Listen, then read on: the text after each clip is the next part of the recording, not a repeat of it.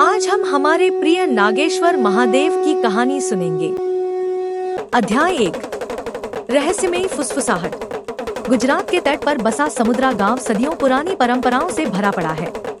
गांव के लोग सादगी से रहते हैं। नागेश्वर महादेव का प्राचीन मंदिर उनकी अटूट आस्था का प्रमाण है।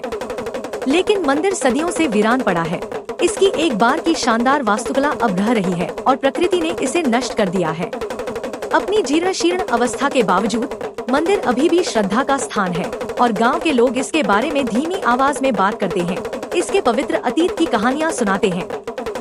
एक रात जब चांद गांव पर चांदी की चमक बिखेर रहा था, आर्यन नामक एक धर्मपरायण युवक ने एक हल्की फुसफुसाहट सुनी। यह आवाज अजीब थी, लगभग दूसरी दुनिया की और पुराने मंदिर की दिशा से आती हुई प्रतीत होती थी। उत्सुक और थोड़ा घबराया हुआ आर्यन इसे अनदेखा करने की कोशिश करता है, इसे अपनी कल्पना मानता है। हालांकि अगली रातों में फुसफुसाहट तेज होती जाती है, उसे ऐसी भाषा में पुकारती है जिसे वह समझ नहीं पाता। आर्यन जब गांव के बुजुर्गों को अपना अनुभव बताता है तो वे डरकर उससे मंदिर से दूर रहने का आग्रह करते हैं। वे उसे मंदिर के शापित इतिहास के बारे में चेतावनी देते हैं, उन भयानक घटनाओं के बारे में जो उन लोगों पर आती हैं जो मंदिर में प्रवेश करने की हिम्मत करते हैं। लेकिन आर्यन की जिज्ञासा और आस्था जाग जाती है।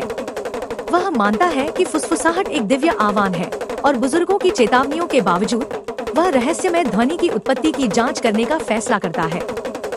अध्याय 2, भूली हुई किंवदंती। आर्यन को उत्तरों की तलाश गांव के पुस्तकालय में ले जाती है, जहां वह प्राचीन ग्रंथों और स्क्रॉल को खंगालता है। घंटों खोजबीन के बाद वह एक उपेक्षित शेल्फ के कोने में छिपी धूल भरी पांडुलिपि पर ठोकर खाता है। एक पुरानी लिपि में लिखी गई पांडुलिपि नागेश्वर महादेव की कहानी बताती है। भगवान शिव का एक रूप जो अपने भक्तों को दारुका नामक एक दुष्ट राक्षस से बचाने के लिए प्रकट हुआ था। किंवदंती के अनुसार दारुका एक शक्तिशाली राक्षस था जिसने इस क्षेत्र को आतंकित किया, लोगों में तबाही मचाई और भय फैलाया। ग्रामीणों ने उद्धार के लिए भगवान शिव से प्रार्थना की और जवाब में शिव नागेश्वर महादेव के रूप में प्रकट हुए। दैवीय और राक्षसी शक्तियों के बीच एक भयंकर युद्ध हुआ और नागेश्वर महादेव ने अंततः दारुका को हरा दिया, उसे मंदिर के नीचे फंसा दिया। हालांकि बंद होने से पहले दारुका ने मंदिर को श्राप दिया, यह कहते हुए कि जो कोई भी उसे मुक्त करने की कोशिश करेगा उसे भयानक परिणाम भुगतने होंगे। पांडुलिपि में एक भविष्यवाणी का भी उल्लेख है कि एक दिन शिव का एक सच्चा भक्त मंदिर में आएगा और श्राप को दूर करेगा तथा इसकी पूर्व महिमा को पुनः स्थापित करेगा। आर्यन जो पढ़ता है उससे वह आश्चर्यचकित और भयभीत दोनों है। क्या फुसफुसाहट इस बात का संकेत हो सकती है कि वह चुना गया व्यक्ति है? यह विचार उसकी रीढ़ में सहरन पैदा करता है, लेकिन उसका संकल्प और मजबूत होता जाता है।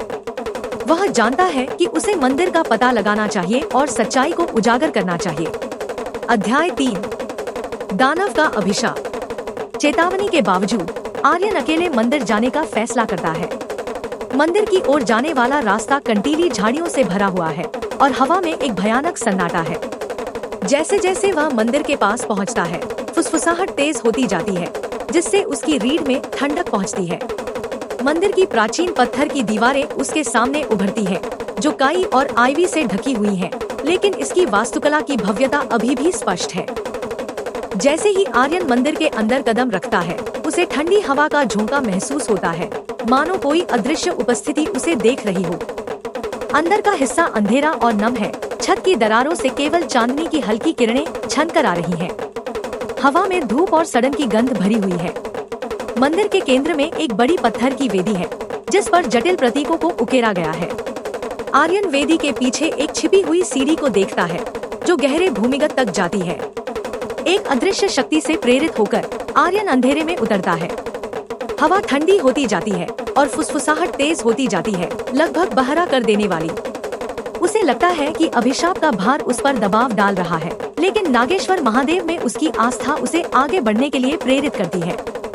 सीढ़ियों के नीचे आर्यन खुद को एक छोटे से कक्ष में पाता है, जिसकी दीवारें प्राचीन शिलालेखों से ढकी हुई हैं।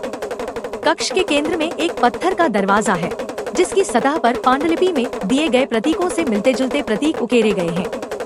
आर्यन को पता चलता है कि यह राक्षस दारुका की जेल का प्रवेश द्वार है।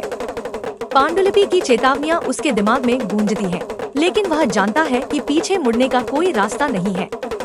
वह शिलालेखों की जांच करना शुरू करता है। उम्मीद करता है कि राक्षस को रिहा किए बिना अभिशाप को हटाने का कोई तरीका मिल जाए। प्रतीकों को देखते समय उसके हाथ कांपते हैं और उसके ऊपर भय की भावना छा जाती है। अभिशाप वास्तविक है और खतरा उसकी कल्पना से कहीं अधिक है। अध्याय 4 महादेव का दर्शन। थका हुआ और अभिभूत आर्यन ने कक्ष में आराम करने का फैसला किया।